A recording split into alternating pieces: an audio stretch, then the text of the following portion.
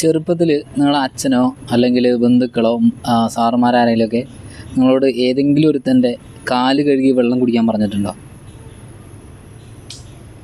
അങ്ങനെ ആരും ചെയ്യില്ലല്ലോ. ഇനി ഞാൻ ഒരു വീഡിയോ കാണിച്ചു തരാം, കണ്ട.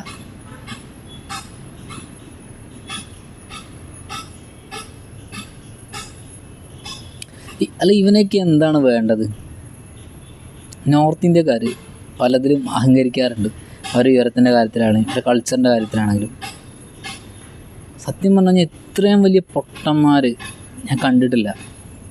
കേരളത്തിൽ ഇന്ന് നിലവിൽ മാതാ അമൃതാനന്ദ വഴി അവർ മാത്രമാണ് ഒരാൾ ദൈവമായിട്ട് ഇപ്പം നിലവിലുള്ളത്.